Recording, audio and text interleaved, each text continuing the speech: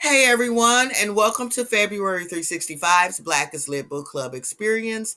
I'm Terra Little, author, educator, and speaker, and your host for episode 2. This episode, again, episode 2. Welcome, welcome, welcome. Go ahead and take a few moments to gather all of your, incidentals for our discussion tonight. I have my Kindle all reared up and ready to go. I've got my little sippy sip here, and I also have my index cards, which contain my notes for tonight's episode, our discussion, as well as an ink pen, though I have no idea why I have this ink pen because I have no plans to write anything down. So, but I've got everything I need ready to go. Why don't you go ahead and take a few seconds to get everything you need and get ready to go, and we'll meet back here in just a bit, okay? Okay. All right, so we're back. I have everything set up and ready to go, and so let's get into it. Like I said, this is episode 2 of the Blackest Lit Book Club Experience. Episode 1, having discussed chapters 1 through 10 of the Reformatory by Tananarive.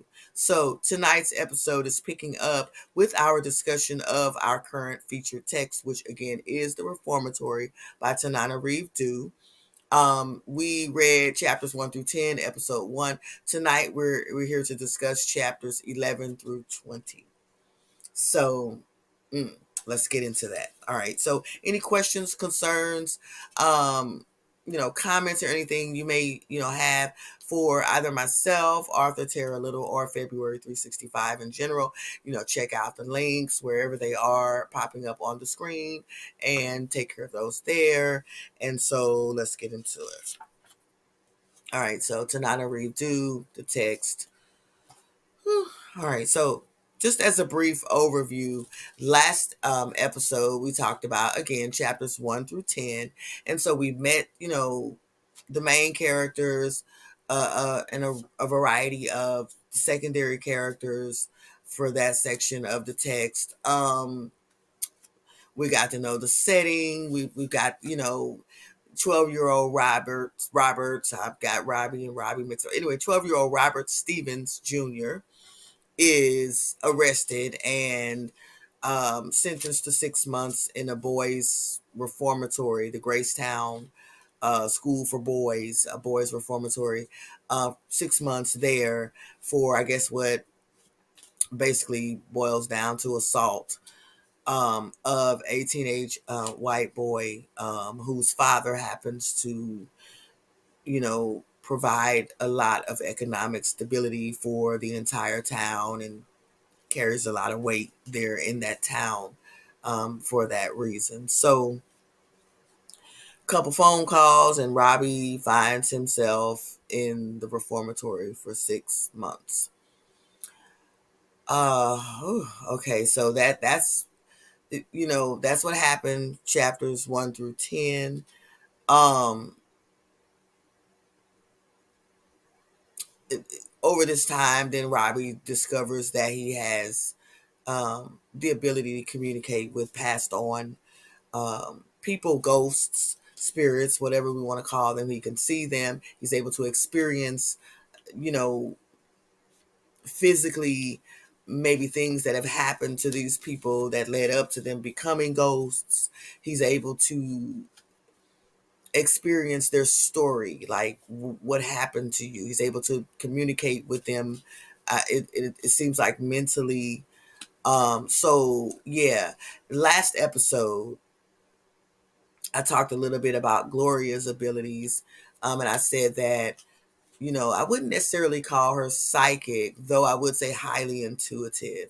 And I'm going to have to retract my words on that because Gloria, I've been discovering as I'm reading, her gifts are, very strong as well.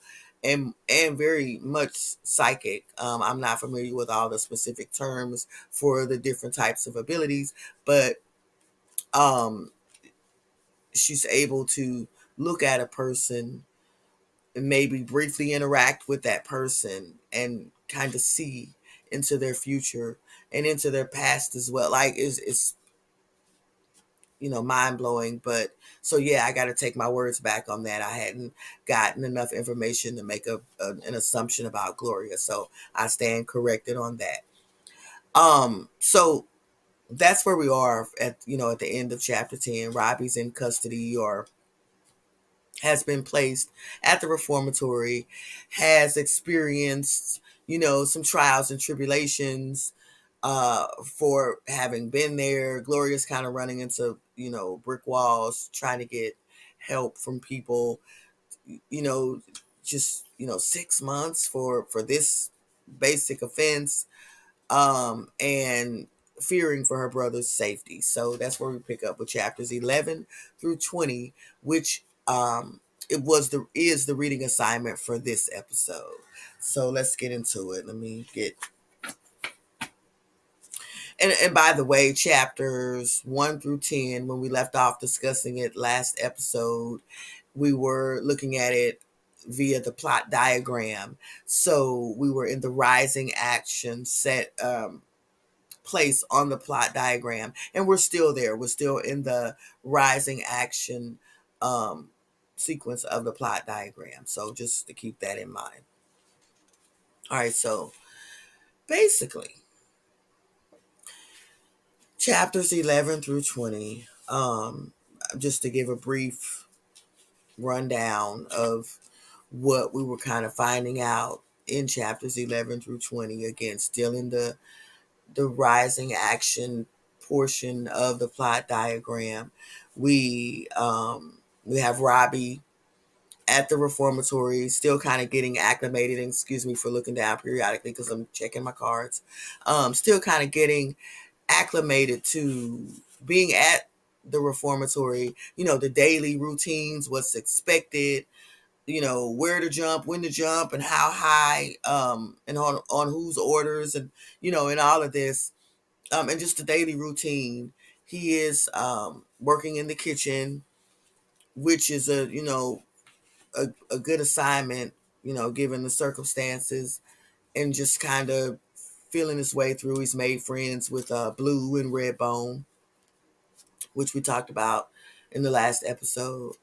And so certainly everything's not fine, but it's, there's a routine, I guess, being established. He does continue to have experiences or encounters with passed on souls who are appear to be trapped there at the reformatory. So one thing that I noticed, he seems to be, if not getting used to it, these encounters, maybe more so accepting them and learning how not to be so much afraid of them as he is, I don't know, willing to hear them. What do you need? What kind of like that movie, The Sixth Sense, with Bruce Willis and the boy who was seeing ghosts and communicating with them, and they're scaring the crap out of him because he's having no idea what's going on. And then he starts working with Bruce Willis and it comes to some awareness. And then it turns into, instead of running and being afraid, it's let me go back and listen. Ghost, sir, madam, is there something I can help you with? Or is there something you want to tell me? Or what do you want? And so I see Robbie here in the text kind of moving like that as well. It's like, well, maybe if I ask them what they want, or I hear what they have to say, they'll leave me alone. Or, maybe that'll make the experience not so traumatizing. Maybe instead of being afraid, maybe they want something. Maybe that's what it is. Maybe let me find out why do I see you? What can I help you with? So he's kind of coming along or coming around to that kind of interaction, which seems to help him, cope with the interaction in and of itself. So that's at least a positive note with everything that's going on. So But you know, the good times couldn't last always, right? So Robbie earns himself a trip to the fun house. Um, I thought initially it was because he was interacting with a ghost and maybe being too loud or and had gotten caught, or I don't know. That's what I thought. And I think as you read, you might come to that same conclusion as well, or as you have read, you probably may have come to that same conclusion as well. But come to find out, apparently the walls, the cups, the spoons, the chairs, and the tables have ears around the place because it's like you can't say boo without somebody hearing it and reporting it back. So just in the process of trying to learn about where he is and how things function and everything, asking questions has earned Robert a trip to the fun house. I'm not going to go into too much detail about what the fun house is, but Robert, along with his friends Blue and Redbone, are questioned, yanked out of bed and questioned about the conversation they were overheard having. Blue somehow manages to talk his way out of any punishment, which is curious to me. But Robert and Redbone are carted off to the funhouse for punishment for, you know, being overheard. So, Boone, I don't know if I mentioned Boone um episode 1, but Boone is a character who, based on the way that Tananarive do has described him, I kind of see,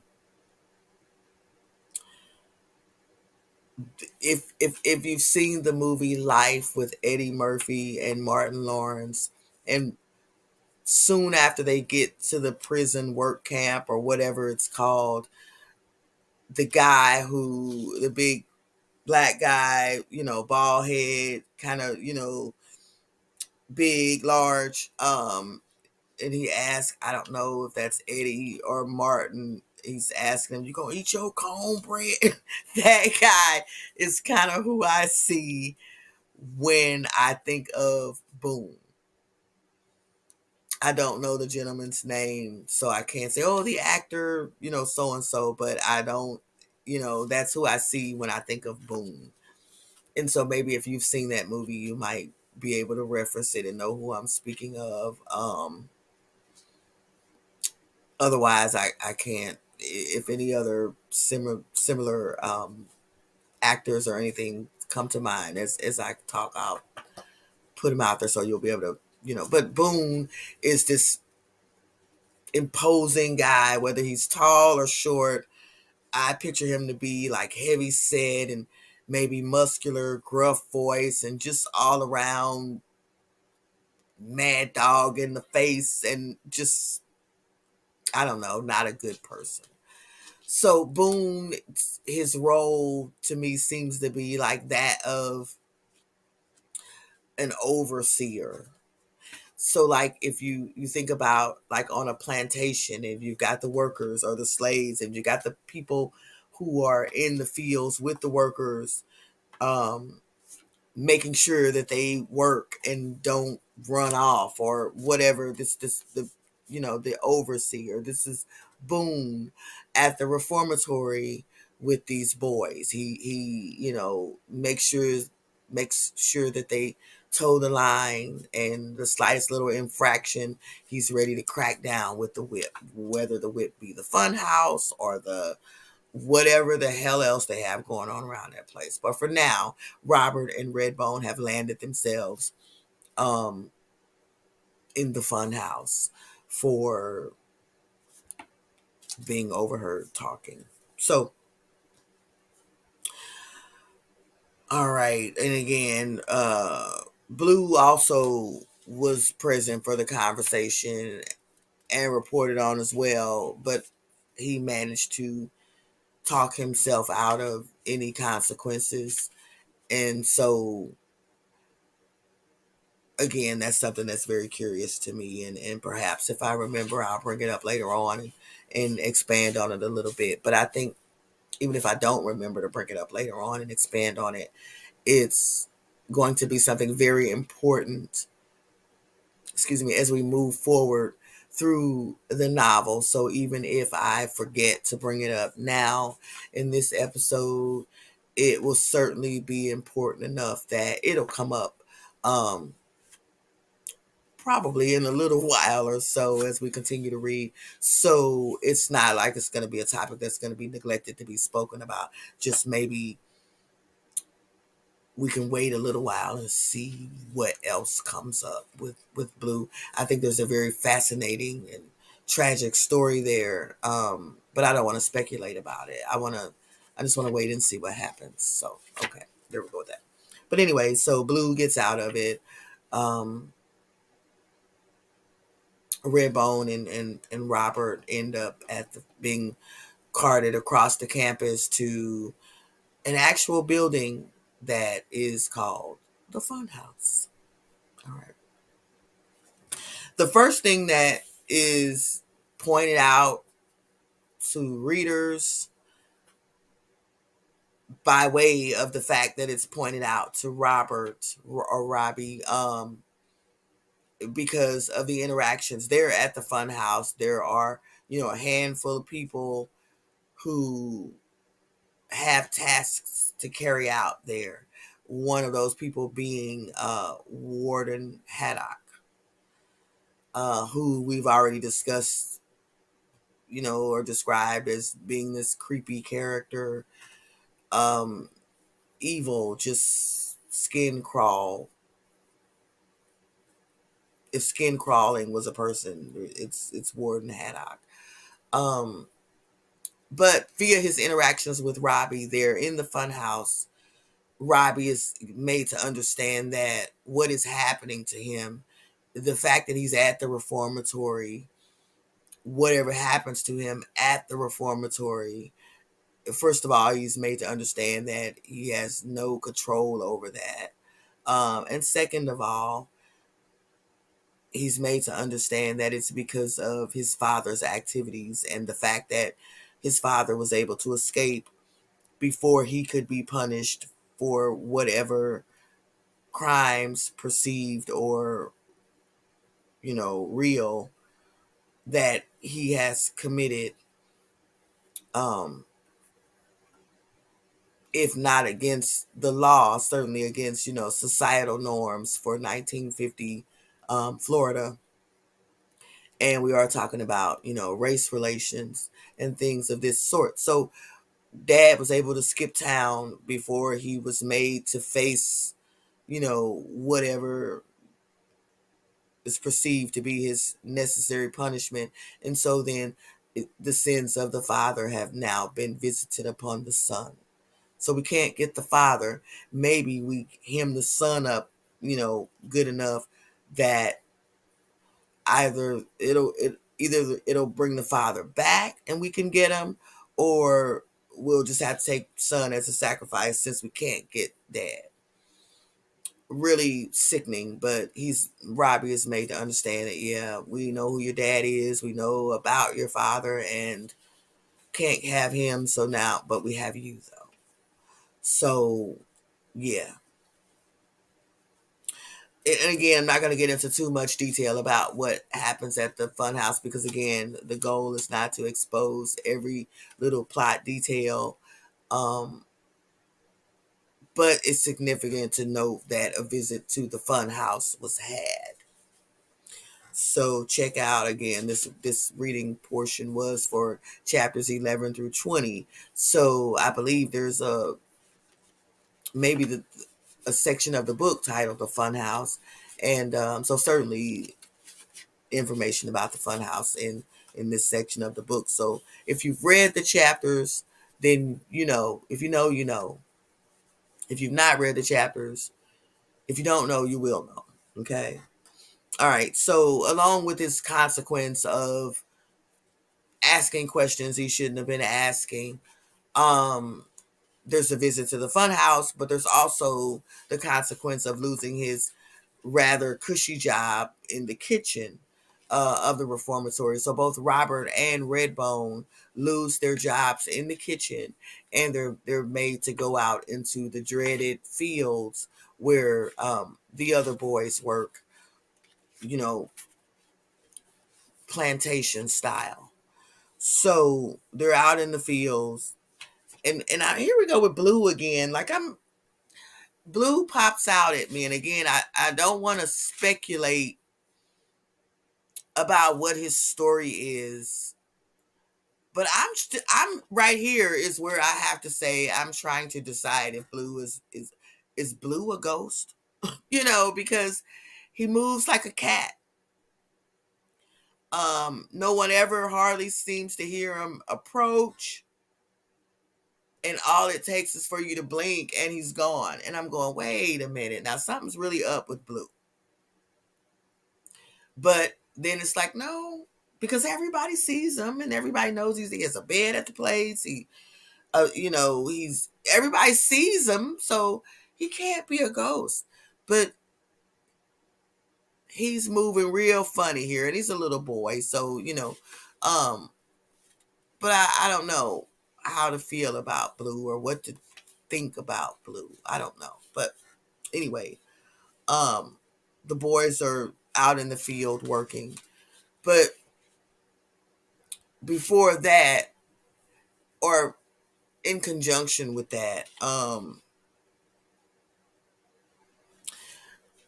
a surprising opportunity presents itself in which Robert and Redbone are presented with the opportunity to participate in the band there at the boys' reformatory, and I'm kind of glad about that because it gets Robert out of the field work, so it cuts his workload down some, which is great. But on the other hand, I can't help but get thrown back to the reminder that was issued to Robert by David Lohman, the social worker. And I think he said something along the lines, and this is earlier in the book, first couple chapters of when the everything started with Robert and the getting when he was on his way to the reformatory after having been sentenced, as a matter of fact. So he kind of warned Robert to be as invisible as possible. Don't tell them about any special skills or talents that you have or anything. Just kind of blend in, keep your head down, get through it. Don't call any particular attention to yourself. And that's what I thought about when the band situation came up, because I'm like, oh God, because maybe he has a natural affinity for, playing this instrument or that instrument, and it could draw attention to him, and it could get to be as much of a problem as, a benefit. So I'm very worried about that. So, but that's what's going on at the reformatory, pretty much in the day to day with Robert or Robbie while he's there. He has been to the fun house. He has, kind of gotten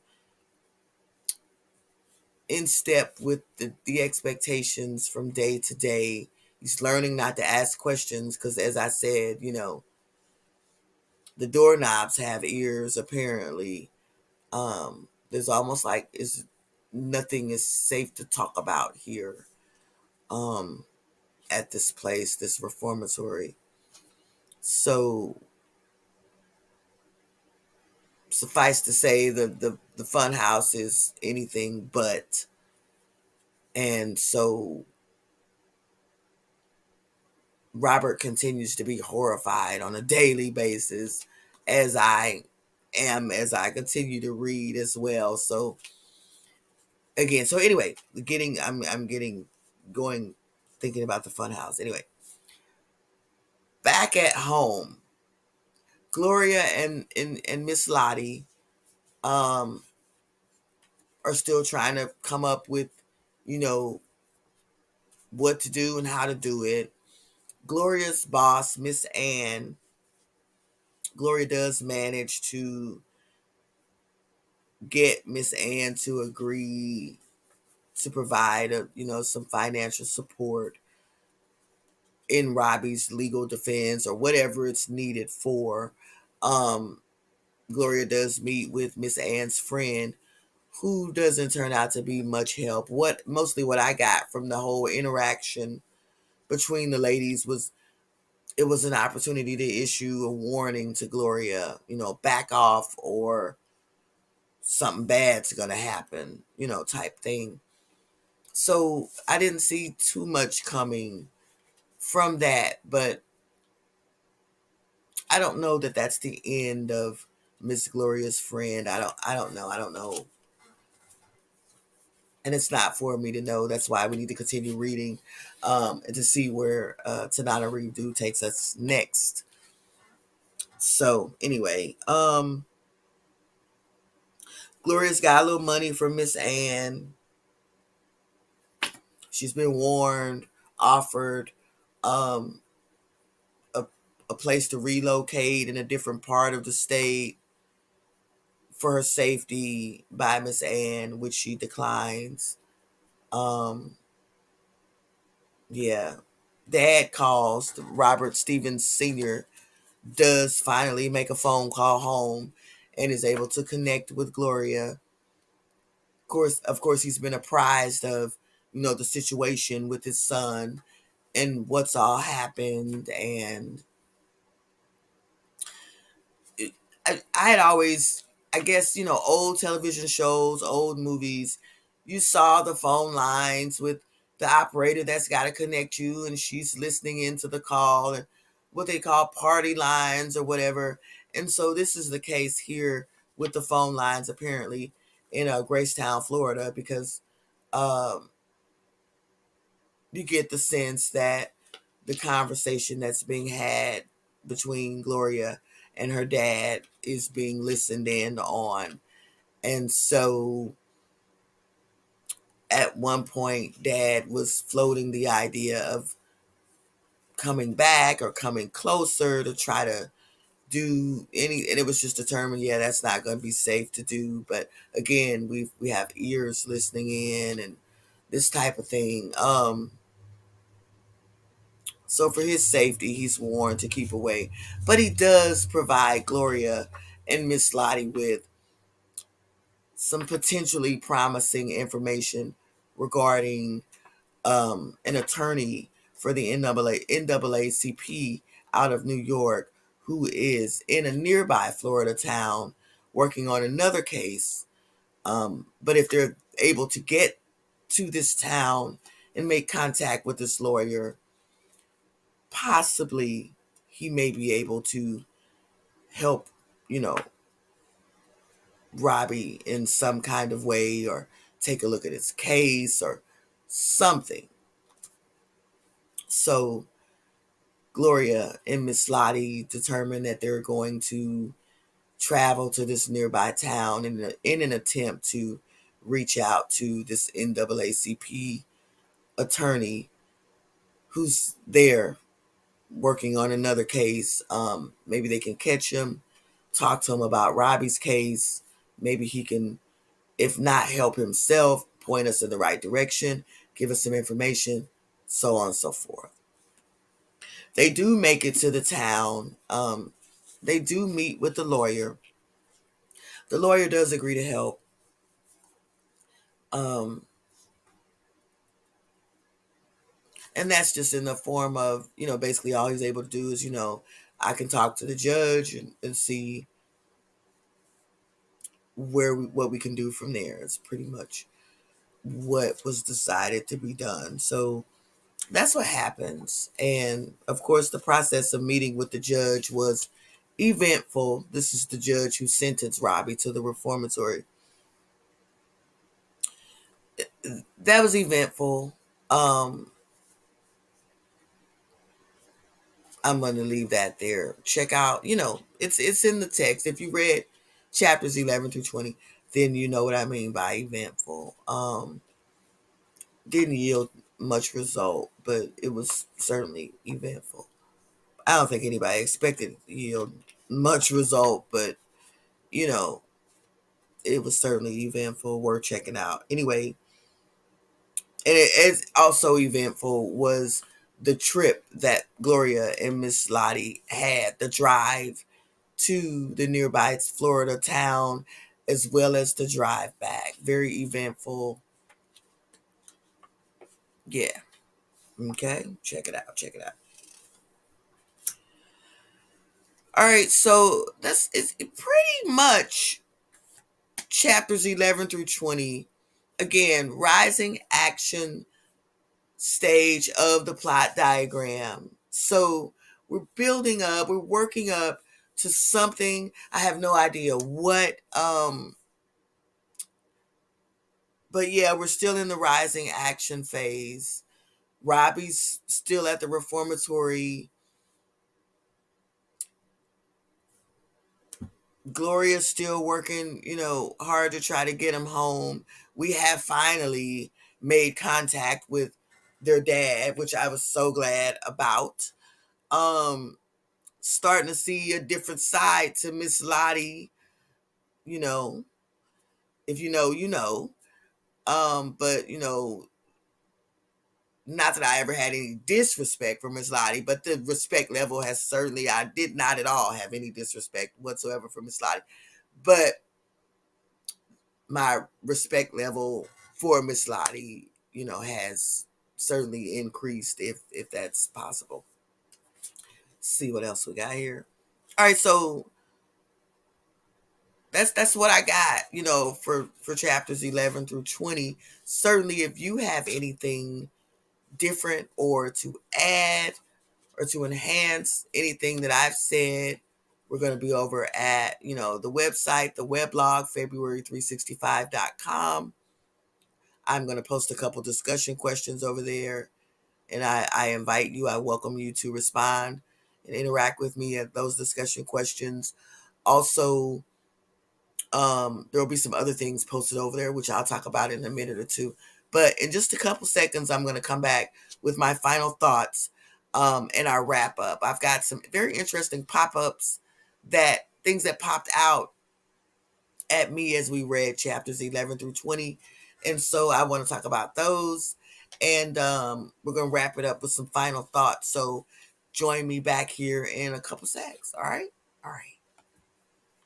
Okay, so a couple of things that popped out at me as I was reading chapters 11 through 20 was one, and I talked about this before in the first episode about how, as I have read several of Tananarive's titles, I have really come to appreciate her tendency to always include little tidbits and nuggets of history that never fail, at least for me, to send me off on a path researching something else and learning something else. And I love how she weaves those nuggets and morsels of information into her stories.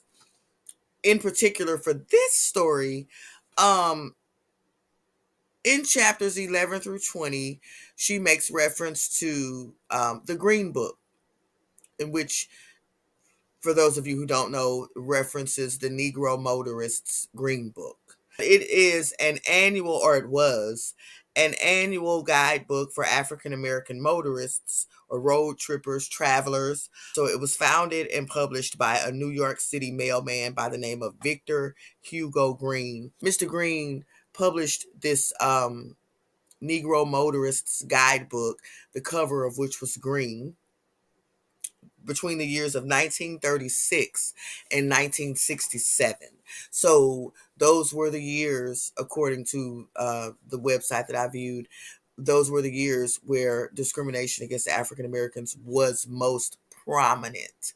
36 being before the civil rights movement, 67 being, you know, right in the midst of it, and so on. So these were the time periods when the Jim Crow laws were very prevalent, very much enforced. The Negro Motorist Guidebook was a compilation of, you know, places to stay, places where it was safe to eat, places it was safe to get all manner of, necessities and things that a traveler or a person on the road might need.